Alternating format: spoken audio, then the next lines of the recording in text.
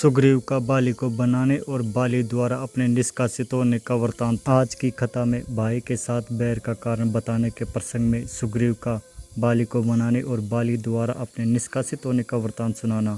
सुग्रीव कहते हैं, तदंतर क्रोध से आविष्ट तथा विचक्षण होकर आए हुए अपने बड़े भाई को उनके हित की कामना से मैं पुनः प्रसन्न करने की चेष्टा करने लगा। मैंने कहा, अनाथ नंदन, सौभाग्य की बात है कि आप सकुशल लौट आए और वह शत्रु आपके हाथ से मारा गया। मैं आपके बिना अनाथ हो रहा था, एकमात्र आप ही मेरे नाथ हैं। यह बहुत सी तितलियों से युक्त था। उदित हुए पूर्ण चंद्रमा के समान श्वेत छत्र में आपके मस्तक पर लगाता हूँ और चंवर डुलाता हूँ, आप इन्हें स्वीकार करें। वानरराज, मैं बहुत दुखी होकर 1 वर्ष तक उस बिल के दरवाजे पर खड़ा रहा। उसके बाद बिल के भीतर से खून की धारा निकली।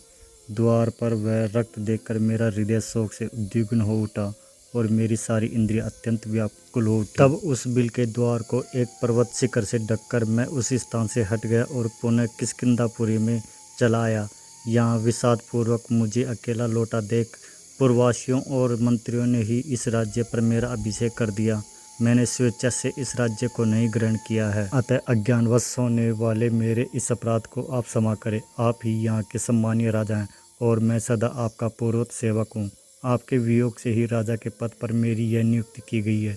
मंत्रियों, पूर्ववासियों तथा नगर सहित आपका यह सारा अकंटक राज्य मेरे पास धरोहर के रूप में रखा था।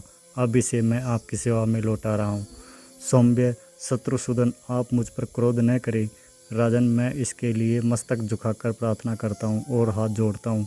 मंत्रियों तथा पूर्ववासियों ने मिलकर जबरदस्ती मुझे इस राज्य पर बिठाया है, वह भी इसलिए कि राजा से रहित राज्य देखकर कोई शत्रु इसे जीतने की इच्छा से आक्रमण न कर बैठे। मैंने ये सारी बातें बड़े प्रेम से कही थी, किंतु उस वानर ने मुझे डांट कर कहा, तुझे धिक्कार है। यूँ कहकर उसने मुझे भी बहुत सी कठोर बातें सुनाई।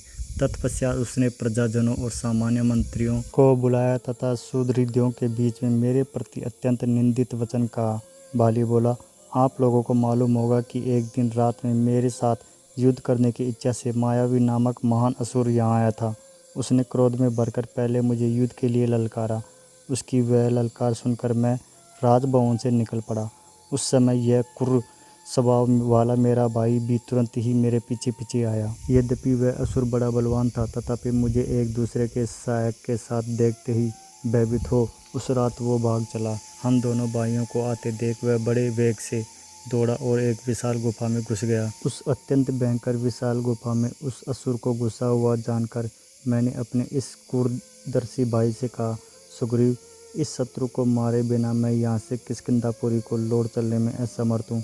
अतः जब तक मैं इस असुर को मारकर लौटता हूँ, तब तक तुम इस गुफा के दरवाजे पर रहकर मेरी प्रतीक्षा करो। ऐसा कहकर, और यह तो यहाँ खड़ा है ही, ऐसा विश्वास करके मैं उस अत्यंत दुर्गम गुफा के भीतर प्रविष्ट हुआ। भीतर जाकर मैं उस दानव की खोज करने लगा और इसी में मेरा वहाँ 1 वर्ष का समय व्यतीत हो गया। इसके बाद मैंने उस भयंकर शत्रु को देखा। इतनों दिनों तक उसके न मिलने से मेरे मन में कोई क्लेश या उदासीनता नहीं हुई थी। मैंने उसे उसके समस्त बंधु बांधवों सहित तत्काल काल के गाल में डाल दिया। उसके मुख से और छाती से भी भूतल पर रक्त का ऐसा प्रभाव जारी हुआ जिससे वह सारी दुर्गम गुफा भर गई। इस तरह उस पराक्रमी शत्रु का सुखपूर्वक वध करके जब मैं लौटा, तब मुझे निकलने का कोई मार्ग नहीं दिखाई देता था, क्योंकि बिल का दरवाज़ा बंद कर दिया गया था। मैंने सुग्रीव सुग्रीव कहकर बारंबार पुकारा, किंतु कोई उत्तर नहीं मिला। इससे मुझे बड़ा दुख हुआ।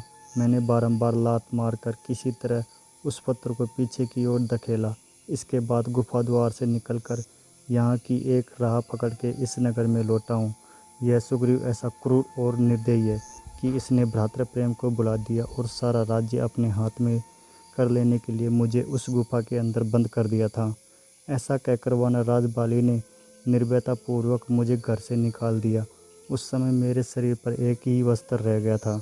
रघुनंदन, उसने मुझे घर से तो निकाल ही दिया, मेरी स्त्री को भी छीन लिया। उसके भय से मैं वनों और समुद्रों सहित सारी पृथ्वी पर मारा मारा फिरता रहता। अंततोगत्वा मैं भार्याहरण के दुख से दुखी हो इस श्रेष्ठ पर्वत ऋषिमुख पर्वत चला आया, क्योंकि एक विशेष कारणवश बाली के लिए इस स्थान पर आक्रमण करना बहुत कठिन है।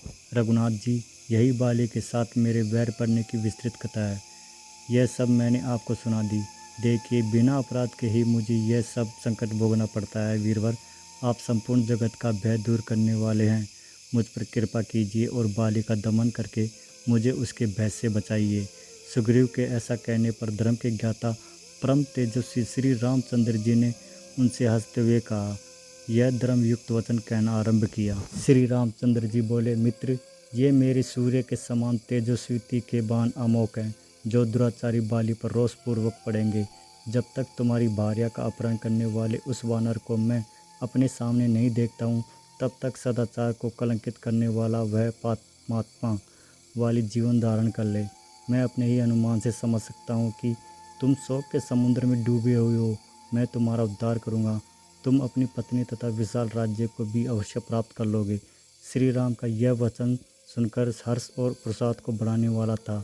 उसे सुनकर सुग्रीव को बड़ी प्रसन्नता हुई। यह था सुग्रीव और बाली के बीच से पड़ने वाली बैर का कारण, जो सुग्रीव श्री रामचंद्र जी को बता रहे थे। तो हमारी ये वीडियो आपको कैसी लगी कमेंट्स करके ज़रूर बताना। अच्छी लगी तो लाइक करना। ऐसी और धार्मिक कथा सुनने के लिए हमारे चैनल को सब्सक्राइब करना। धन्यवाद।